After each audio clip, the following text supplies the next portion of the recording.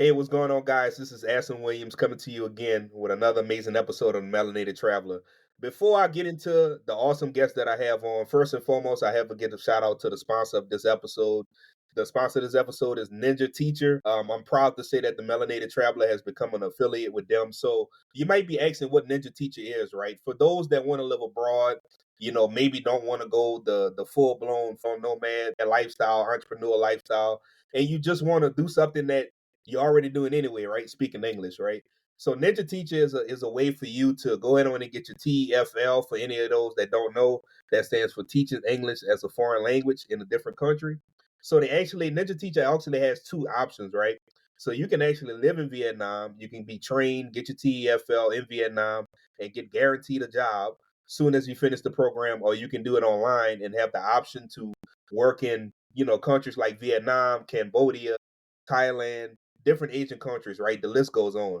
You can earn up to between $1,200 to $1,800, right? Just teaching your natural language. And I think that's pretty awesome. So if you want more information on that, be sure to click the link down in the show notes. Y'all can go ahead on and check that out. But again, Ninja Teacher. Y'all go ahead on and check that out. Now, leading into the guest, first and foremost, like I told this brother off air, I definitely been a fan for a very, very long time. Definitely got a lot of respect for him and what he stands for, his message and how he presents it. So I have no other than Mr. Chew, aka Chewstoexplore, man. First and foremost, man, welcome to the show. Welcome to the show. Thank you for having me, my brother. And I know it's long overdue, but we made it happen. So glad to be here. Oh yeah, definitely, definitely. So I just want to give a background on Chew, man, and just his journey and his path. So one of the things that I truly, truly respect about this brother is that he's authentic. He's authentic in his storytelling. He's authentic in the way he presents and reveals his travels to the world. And one of his mottos and one of his famous mottos that'll stick to you soon as I tell y'all this, right? See the world, save a dollar. And we're gonna talk about how you came up with that motto, but my guy, he's been to well over 50 countries, probably 60 now. Because I just seen you and your wife recently came back, from the UAE, correct? Yeah, we were in trip we just came from. We were just in Egypt, UAE, Sri Lanka, and Maldives. So just came from a big trip a couple days ago. We'll Gotcha. talk about that for sure, though. Oh yeah, yeah, yeah, yeah, for sure, man. So like I said, man, he's authentic, right? He's not he's a person that's trying to show y'all that travel can be affordable. Like you can travel to these places and still be able to travel and be able to navigate depending on whatever your budget is. And I truly do appreciate it about him. He currently works in the healthcare industry. He's been to countries all in Latin America, the Caribbean, Asia, North America. I mean, the list goes on. And one of the things I truly love is that, he teaches us not only to be able to explore, but ways to travel hack, smart planning, just to have an experience around the world, brother. So first, again, I just want to welcome to the show. Hopefully I gave you your flowers on this intro. You kind of gassed me up a little bit. I appreciate that, my brother. All right, I'm gonna gas you up a little bit more. Jerome Pilot, son, husband, the man, the myth, the legend, Mr. Choose to Explore. I appreciate y'all. Yes, sir. Yes, sir. So, man, look, I want to dive like honestly, man, into the mindset of Chew, the mindset into how this platform came into fruition. How did this itch for travel come into fruition? So you could kind of go into that. You could go as far back as you want to go, but how did that mindset come about? Just that drive to want to share, just explore and get those experiences. It's actually I think, a pretty interesting because, especially for people that look like me and you, a lot of the representation around travel is not really on us. So I appreciate the platform that you put out because you highlight the people like us who are doing these things and navigating because it's not highlighted enough. But I really started traveling because um, I'm a son of two immigrants. Both my parents are from Jamaica. My father's a Chinese immigrant. We would go to Jamaica pretty much every summer. Outside of that, my mom would save up all her money and go to Florida. So Disney World was my vacation, my one vacation in the world, and I knew Disney.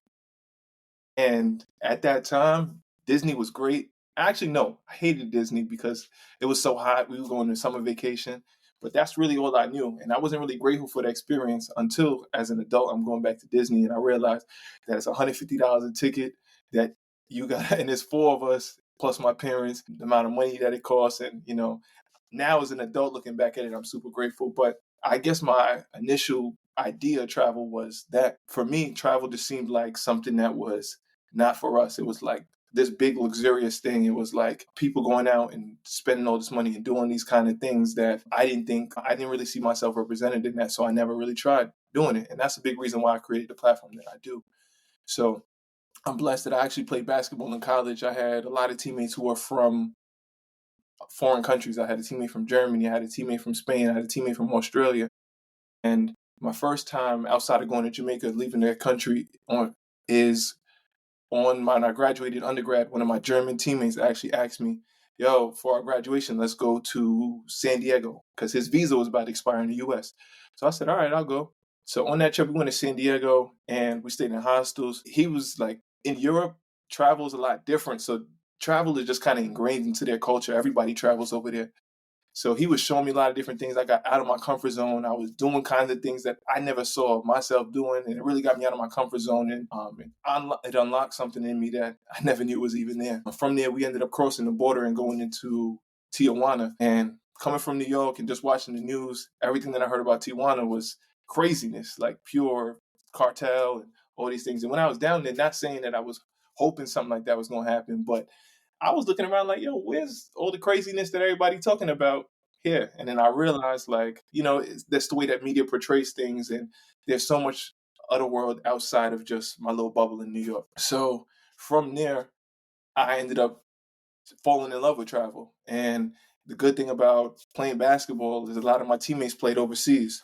So I ended up seeing cheap flights, and like at that time I was working in undergrad and I was working as a server. I was making like that year maybe $30,000 in a year, but I was saving up for graduate school, and I ended up being able to go and stay with some of my buddies who was playing overseas or who was living overseas, and I was just moving around like, damn, like this is crazy. And from there I really fell in love with it, and I've been to so many countries, so many places since then.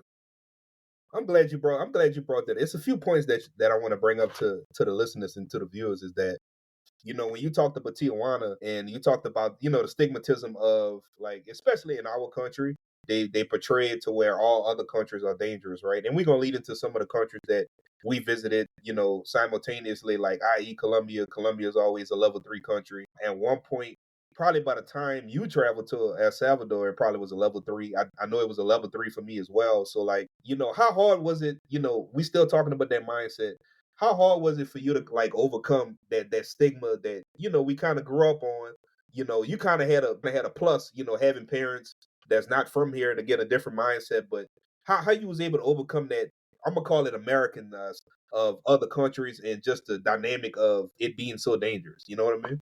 You know what I tell you, like one of the best things and worst things about being in New York is that New York has a lot of immigrants, which is good and it's bad. It's good because like every day I meet somebody from somewhere that I've been.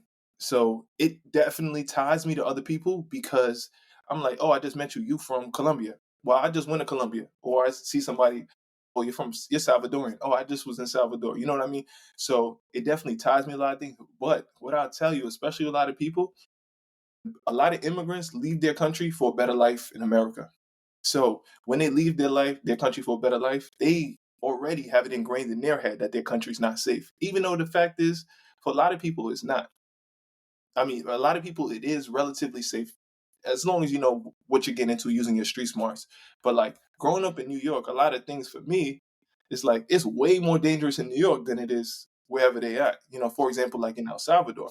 So like a lot of Salvadorians, El Salvador really cleaned up his act. Definitely, shout out to the president over there for really holding things down over there. But like for a lot of people, like a lot of Jamaicans, a lot of Trinidadians, a lot of Latin Americans, a lot of Africans, a lot of them talk so negatively about their country. And for me, when I go to these places, I'm always like, yo, it's crazy. Like New York is way worse than where y'all at in terms of safety. You know what I mean?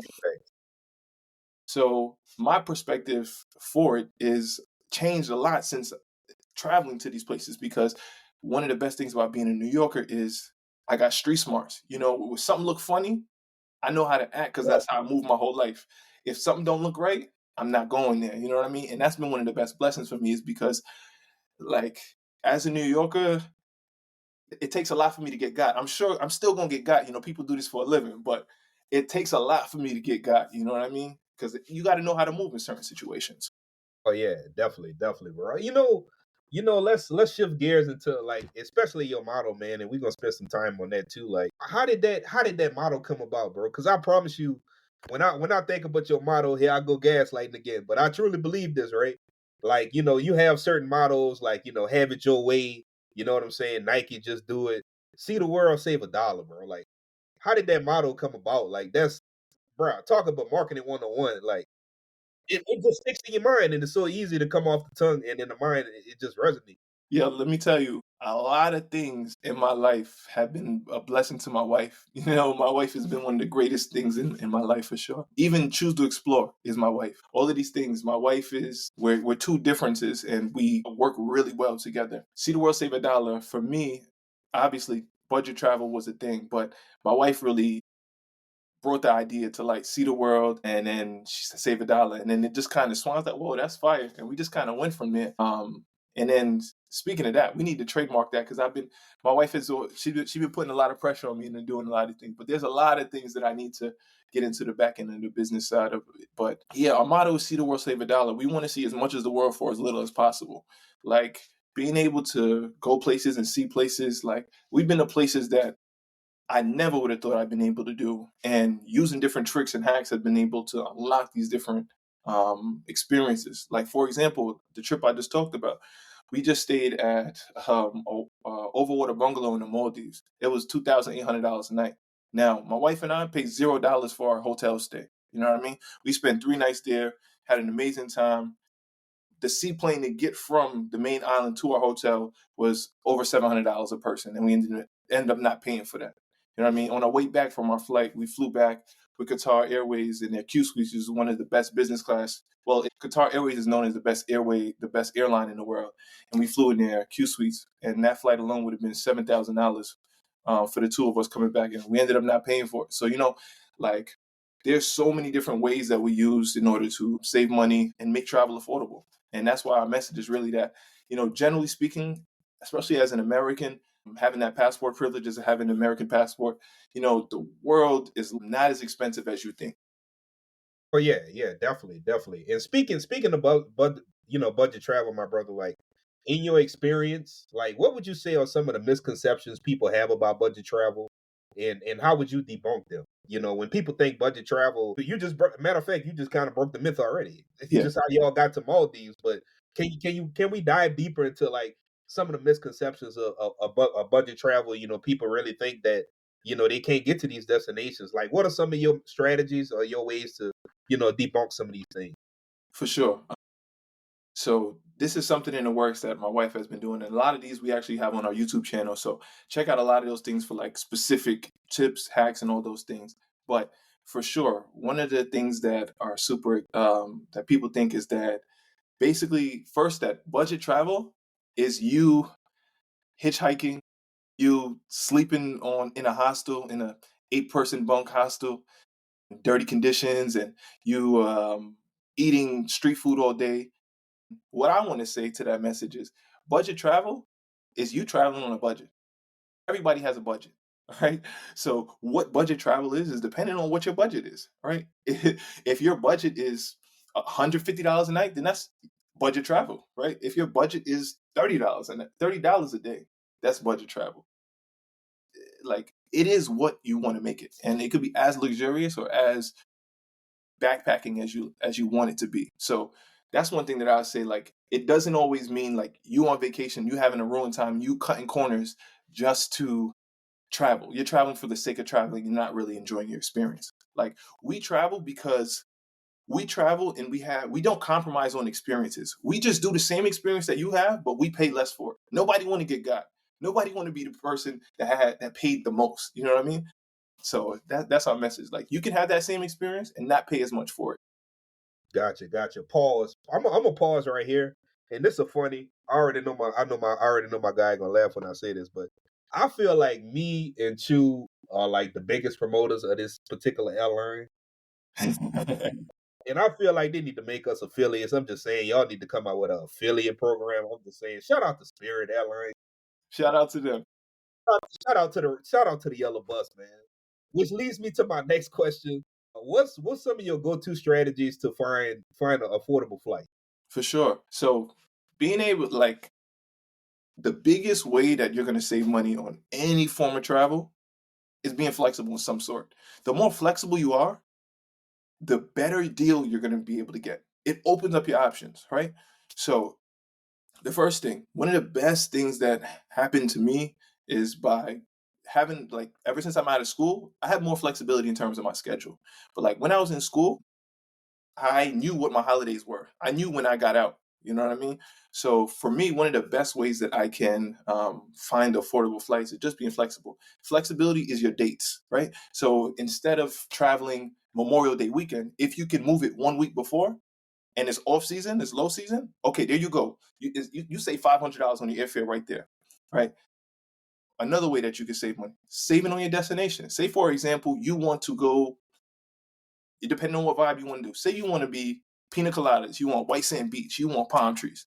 Well, you don't got to go just to Turks and Caicos. You could have that. You could have that experience. There's 26 Caribbean islands, right? You know what I mean? There's you could go to Jamaica. You can go to Bahamas. You can go to, Trinidad and Tobago. You go to St. Martin. You know, there's tons of different places. But being flexible and having open your ideas to different places will also help you save money. Another way that helps me save, and a big way that we save, is by avoiding airline fees. So reason why a lot of people hate budget airlines, and I'm going to group budget airlines. I'm not just going to talk about Spirit because I love Spirit because that's an American budget airline, but they have them all around the world. And what a lot of people don't know is flights are expensive in America, but if you go outside of America, flights ain't like long haul flights. They're not that expensive. For example, we were in Colombia. I flew a flight from Medellin to Cartagena for under $30. You know what I mean? You could in Europe. You can get flights for under $30. I remember a couple of years ago, I flew from Cyprus, which is in the Mediterranean Sea, to Jordan for €6. You know what I mean? So that's a big myth that flights are expensive. So once you're already over there, as long as you have the time and you have the flexibility, you'll definitely be able to save money in terms of where you're going and just having an open mind. Yeah, Go yeah. ahead, go ahead. No, definitely, man. And you brought up a good point, right? If y'all he dropped in so many gems, man. Having that flexibility is what creates that that experience for you. And everybody experience is different. Based on like you say, based on your budget, based on how you want that trip to go, that experience to go. That's how you're gonna base everything, man. And you know what? It's pretty interesting. I want to ask you this question, like I'm very interested to know, like, what's one country you think is, in your opinion, like totally underrated and why people should visit more? And I know that this might be a hard question because you've been to a lot. You've been to a lot of them. But what country do you feel like is underrated that people should go check out, man? I'm going to give you two. I'll give you one close to home for Americans. I would assume a lot of your followers are Americans. One close to home is going to be Nicaragua, and one that's far away from home is going to be Namibia. So I'll talk to you a little bit about both of these. So the reason Nicaragua is probably the least visited country in Central/Latin America, you don't have a lot of flights. There's a lot of restriction. There were a lot of restrictions. Now I think Avianca flies over there. Spirit flies. We actually flew Spirit over there. But Nicaragua is beautiful. It's the land of lakes. No, is that Nicaragua or is that El Salvador? I'm not sure. But a lot of Central American things, you're going to have volcanoes. You're going to have lakes. You're going to have experience. Nicaragua is one of the only places in the world where you could actually go. It's called volcano boarding, where they give you a board. You climb up, you hike a volcano, a black sand volcano, and you could actually ride a board down a volcano. We were able to go up to a volcano and actually look down and see the magma bubbling up for it, which is a crazy experience. They have the biggest lake in all of Latin America, and in the middle of the lake is two volcanoes, and the volcanoes are an island. It's called Ometepe, and it's fire. Nicaragua also has a Caribbean side as well as a Pacific Ocean side. So you have differences in culture because the Caribbean side is, shout out to us, a lot more Caribbean in essence and beautiful beaches. And then the Pacific side also have amazing beaches, more of a surfer vibe, and it has a lot of old history. And the best part about it is it's affordable. It's so affordable. Like my wife and I were taking buses for like $1, $2, like transportation. You don't need to take Ubers. You don't need to do anything. The buses connect you everywhere, and it was amazing. Food is good and it's affordable. Next place I'll talk to you about. I'm good right now, right? Oh yeah, you good, bro. You good. Next place that I'll talk about is Namibia. Now, Namibia is in southwestern Africa. A lot of people go to South Africa, and South Africa is amazing. But Namibia is that girl. Let me tell y'all. Namibia is amazing. It's a unique experience. They have safaris there. They have wild animals. They have giraffes. It's so isolated and it's so beautiful. My wife and I actually rented a 4x4. We had experience where we saw the most stars we've ever seen in our life. Being from New York, we're not used to seeing stars.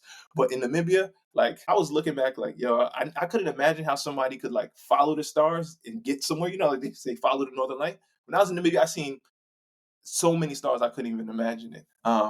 Your dry like the drives there are beautiful. It's the desert. You have red sand. You have the biggest sand dunes in the world. You have animals. You have elephants. You have lions. It's like it's amazing. It's where I would recommend if you have the time and you can get on that side of the world. Please go to Namibia. You know, I'm interested about this as well. Your first time in the motherland, man. How was that experience? Like, just how was that feeling of going over there and seeing you're not a minority anymore. You're the majority. You see billboards. You see money. Obviously, you got a whole list of currencies of different countries behind you, brother. But to be able to see us on a dollar, man, how did that empower you and your wife? For sure. So, one thing that I would say is being Jamaican and going home and seeing my family in Jamaica. And the good thing about Jamaica is black owned. Jamaica's a black island, right? So everybody, the prime minister, everybody that's in Jamaica is black people that runs their own thing. So I'm blessed that I had that experience of seeing people in power that look like me from my upbringing, which was something that I didn't realize was so important until I see other people don't have those experiences. But now going to Africa, I actually first time I went to Africa was one of my real good friends that I went to college with. She actually was a Peace Corps volunteer, and I told her this is after I graduated. I went to Europe a couple times, and she said that she was in Zambia and she was in a rural area and she couldn't tell me where she was for protection of the community that she was living. But I told her if she got into Peace Corps, that I would visit her. So I actually, the first time in the motherland was a long route. I flew from New York to Kenya. I had a layover in Kenya and it was just amazing seeing us, you know what I mean? Going places because for me, my understanding of what Africa was and the reality of what Africa was are two different things. Because everybody talks about Africa as impoverished, as in no electricity. Everybody lives in huts, and going over there and seeing all these people doing great things, seeing the cities, big cities with big buildings, but then also being able to see like Kenya's dope too because they have an actual safari in the city. You know what I mean? And it's one of the coolest experiences that you can actually see it right there. And then from there, I ended up going and seeing my homegirl who was in Zambia, and Zambia actually has the biggest waterfall in the world, which is Mosiah Tunya, or Victoria Falls is what they call it. Good old Victoria. And it actually separates Zambia and Zimbabwe. And going over there and seeing it, like, Niagara Falls, being a New Yorker, I went to Niagara Falls, and Niagara Falls is beautiful. But Niagara Falls is number 3 in terms of there's 3 major waterfalls in the world. One being Victoria Falls, one being the one in Brazil and Argentina. What's the name of that one? Shoot. I forget it. This is bad. I forgot it. But there's a big waterfall that's also the same size or maybe a little bit bigger than Victoria Falls, and then there's also Niagara Falls. But seeing Victoria Falls, seeing the beauty of it was just like nothing else. Like the natural beauty. And you go over there, you see animals, you see people interacting and loving each other. And one thing that was the best and biggest takeaway for me in Africa, especially being in Zambia and Zimbabwe, is like people are so kind to each other. So like, I'm used to it, but it was to a next level. So what I realized where I was in Zambia is there's no real homeless people. The reason why there's no homeless people is because they all look out for each other. Like that communal aspect was so kind of like mind-boggling to me, especially being an American, is because everybody kind of looks out for themselves and they just try to get one up on the other. And over there, everybody kind of looks out for each other. It's not homeless because everybody, if you have something, you look out for your neighbor. And that was one of the best things. You know, everybody goes over there saying, like, these people are so happy with nothing. They're not happy with nothing. They make do with what they got. But seeing how they all look out for each other was the big thing that blew me away. Wow. That leads me to my next point, brother. Like, what are some of your ways? This is a two-part question. Mhm. What are some of your strategies to find out information about a country before you get there? And then secondly, how do you immerse yourself in the culture and get involved in, on a local level? Yeah, you may go to some of the tourist spots, but it seems like just based on what I see from your experiences, from your travel, you also like to immerse yourself with the locals as well. Absolutely. So, you know, great question. One way that I go about research, one of the best things that we live into is this age of social media, this age of the internet.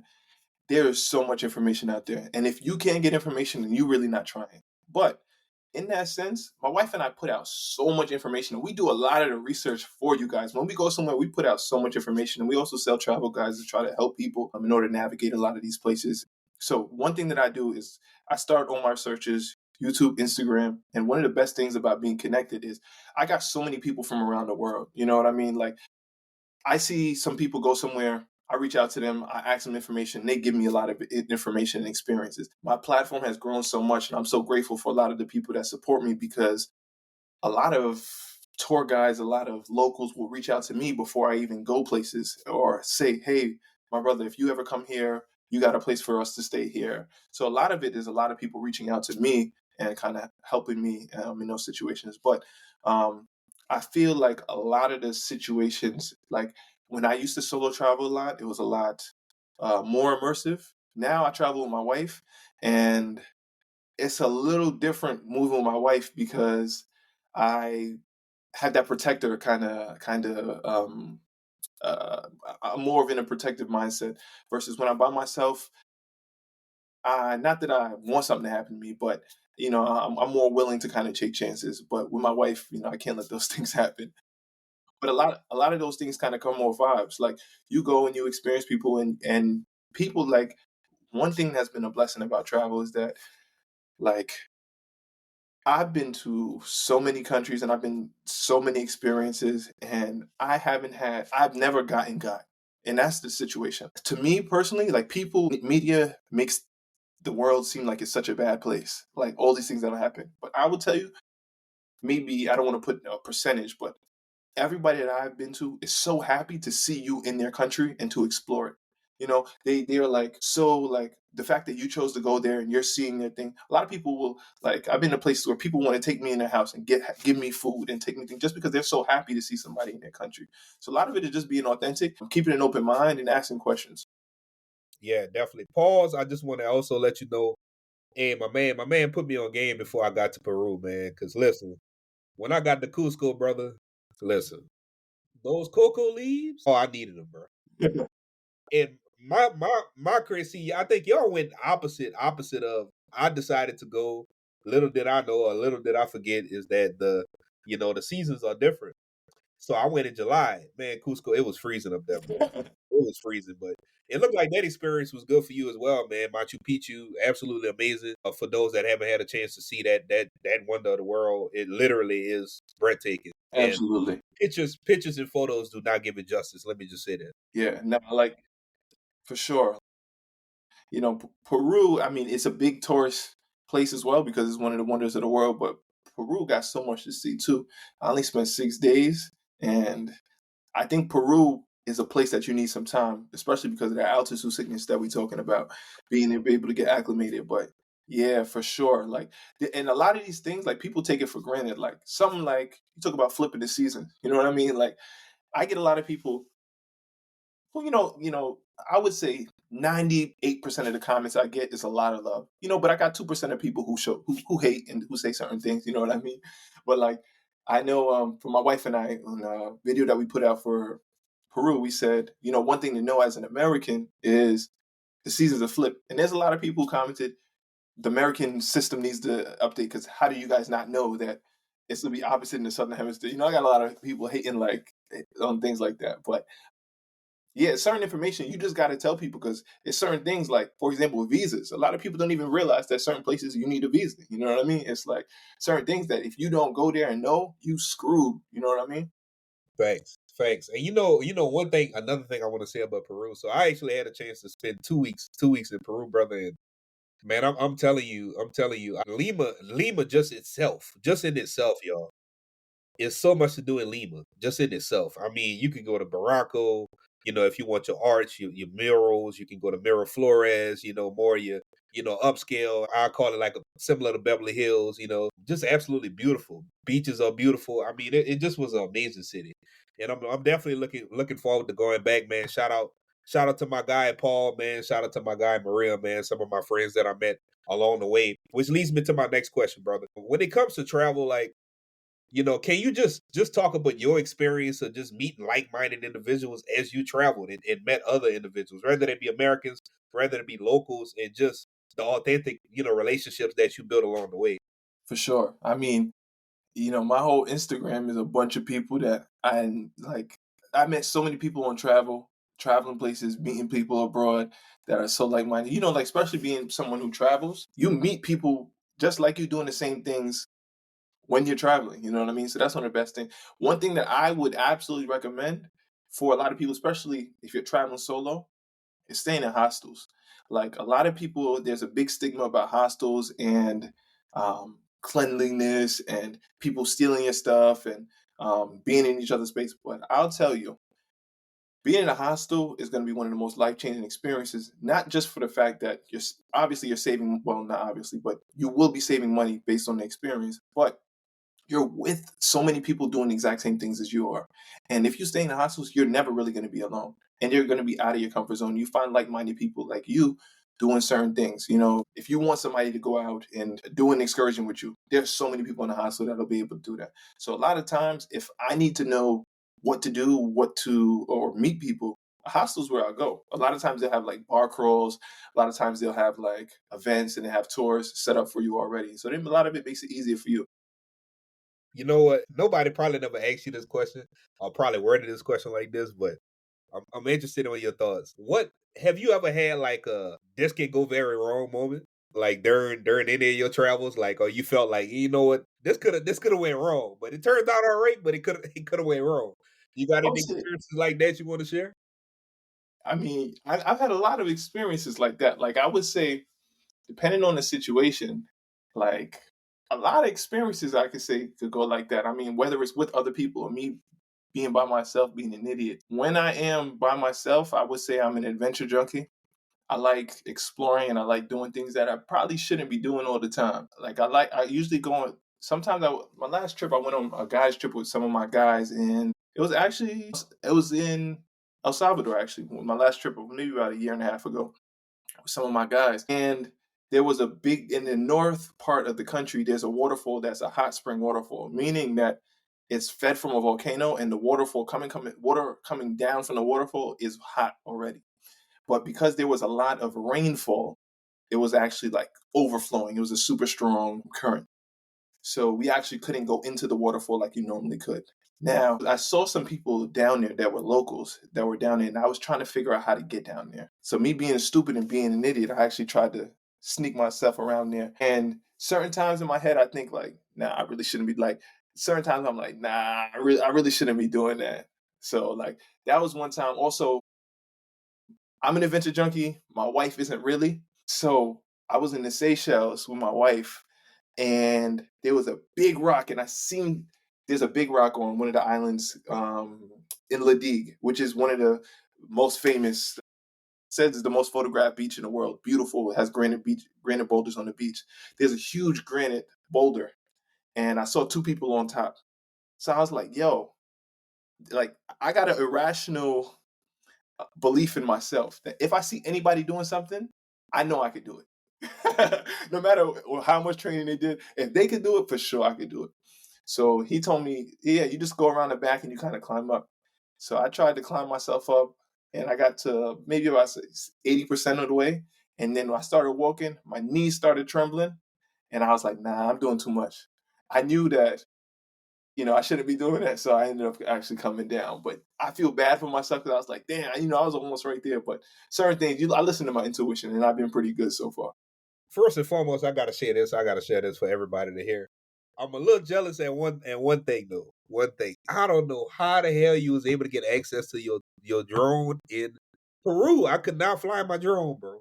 You gotta let people know some of these hacks, bro. I promise you, I couldn't fly it at all. Matter of fact, I only was able to fly it once, and that was outside of my Airbnb in Lima. But other than that, Cusco, whatever, I couldn't find it, bro. What's your secret? What's your secret for some of these countries to fly your drone, bro? Because you throwing it up anywhere you go.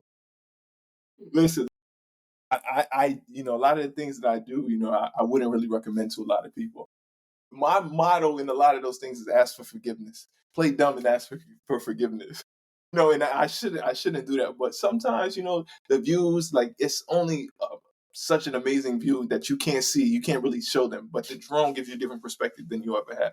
Definitely. Luckily, I've never had a situation where somebody has caught me with my drone and told me to take it down or do something like that. But there's certain places that I wouldn't really mess around with a drone too. So like certain places like Cuba, I ain't messing with no drone.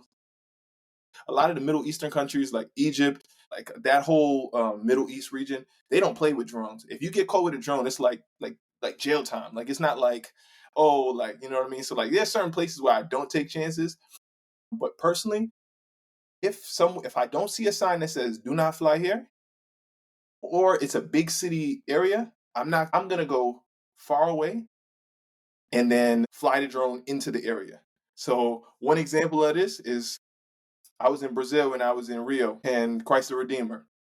So Christ the Redeemer, I didn't see a sign that said no drones, but a lot of those big tourist attractions, they won't let you fly.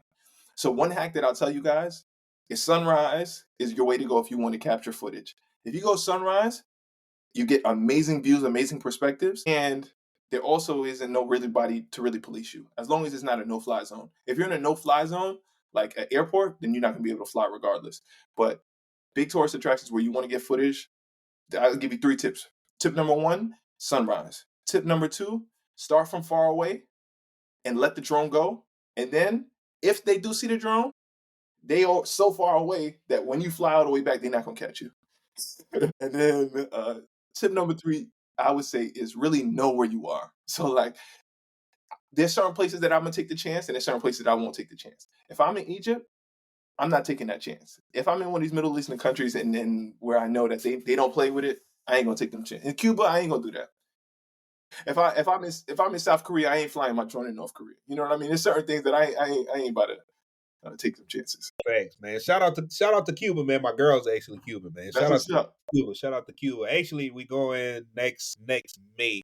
God say Yo, the same, man. Next May we going to Cuba, man, for a few weeks. So looking yo, forward to yo. that.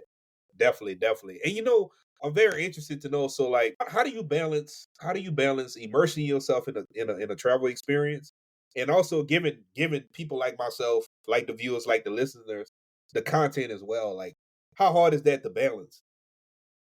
That is a tough part. But the biggest thing for me and for my wife is we have fun doing it. We know that we're helping so many people, and a lot of it is like we get so many people that show us love, like all around the world. Like I would say a lot of the times it's a lot of work, but now I would say in our YouTube journey we're about 3, 4 years in. So one of the biggest blessings I have in my wife is she is a planner. Myself, I'm a doer. I just go and I do it. But my wife, she needs everything to be kind of sorted out in order to make things work. And that's been a big blessing because when you just go in raw and have no idea about what it is, you could be spending an hour doing something that could take you 15 minutes. When you go in there with a plan and you know the shots you need to take, you know the points that you need to make, and you know just to speak about your experience, you wrap it up in a minute. So, like for me, for example, with getting content, especially that I need to get horizontal content for YouTube as well as vertical content, it could be real tedious because I'm not just doing one shoot, I'm doing 2 shoots. So for a lot of stuff that I do is a lot of the things that I do is first, I have a shot list of certain things that I need to get. I need to get a close in shot, I need to get a wide shot, and I need to get just B roll, 5 seconds going in the direction in order to get footage. Same thing. And then vertical is easy because I'm really only using vertical content for social media. That's short form content. And then a lot of it is really just talking about our experience. So we pointed out, like, after every experience, talk about it for a minute, and then we experienced it. We have an experience. You know what I mean? We dedicate certain time to content, and we dedicate certain time to experiencing it. Gotcha, gotcha. You know, I'm very interested. Like traveling to over 50 countries, you got a different perspective on just the world. But you know, obviously, being a man of color, being a person of color, like, have you experienced any judgment or any stereotypes while traveling? And what some people might think I'm alluding to racism, I'm not. Just stereotypes in general, right? So, like, especially primarily some of these Asian countries, a lot of my friends, a lot of my colleagues, you know, have had different experiences. But for the most part, it just seemed like they were just excited for, you know, for us to be over there. But any of those experiences that you want to share that you kind of felt like, you know, you kind of felt like they had a stigma or some type of stereotype around you, and then, you know, as they started talking to you, that kind of broke the ice a little bit. Like as you said, a lot of it is a general curiosity.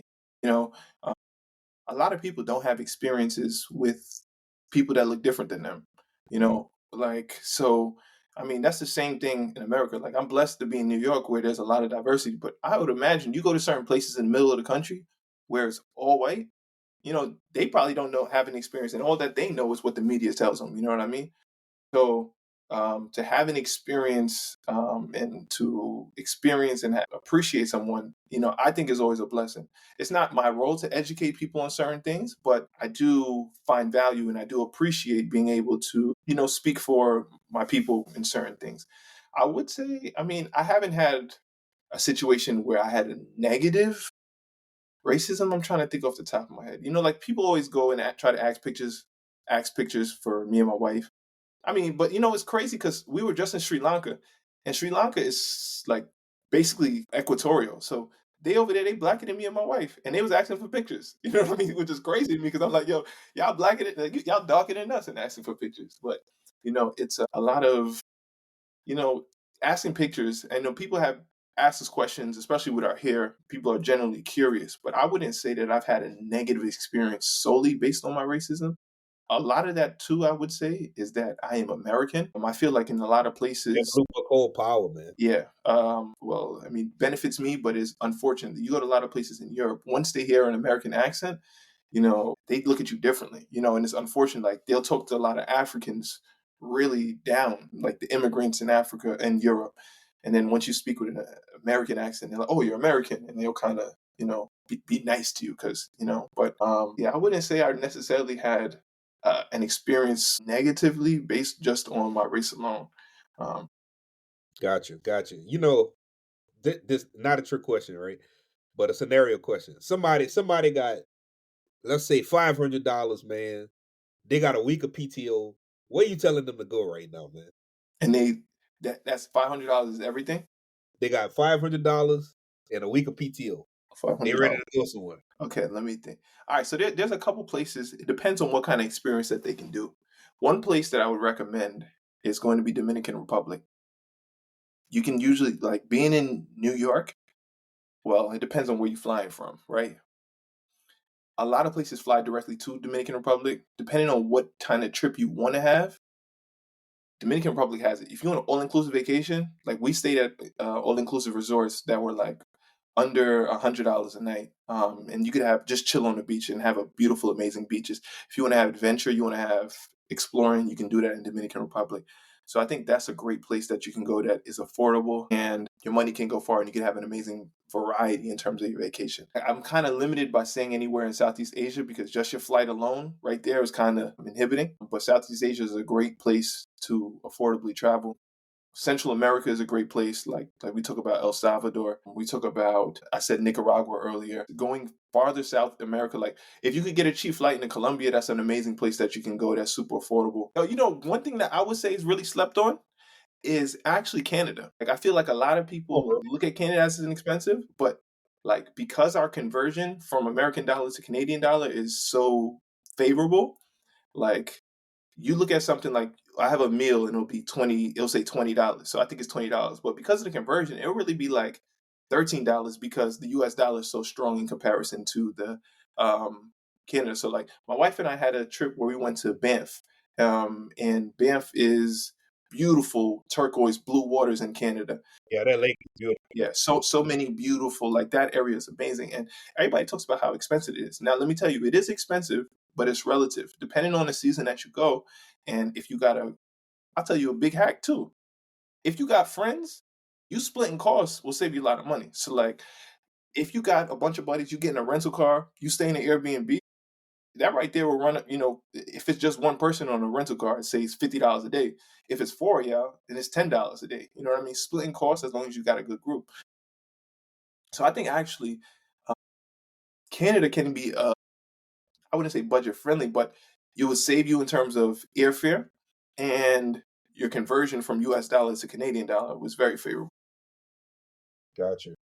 You know what's crazy? I'm gonna hit you with some stats, my brother, of just the US alone, right? So basically 12% of African Americans have traveled traveled just domestically. Out of that 12%, only 7% have traveled internationally. And out of that 5% is women, African American women, 2% is African American men.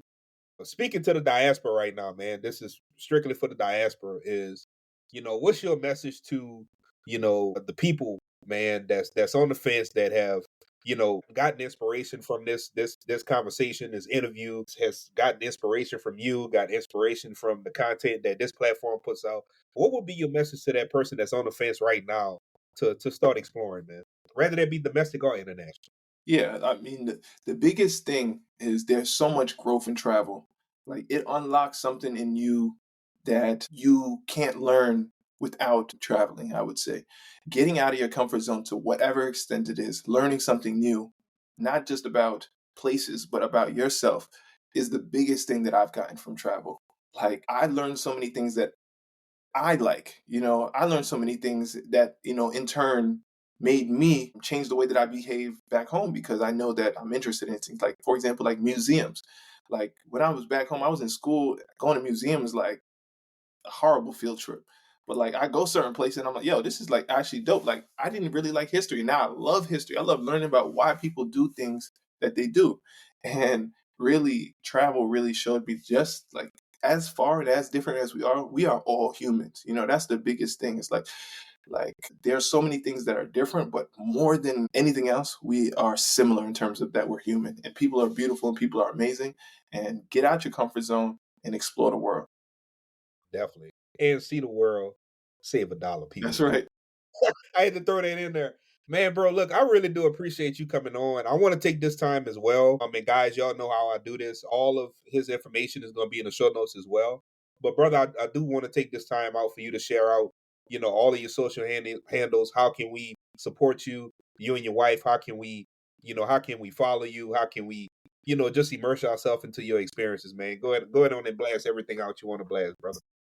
For sure. So my wife and I try to be as diversified on things as we can. So first and foremost, check out our website, Choose to Explore. Chew like you chew food.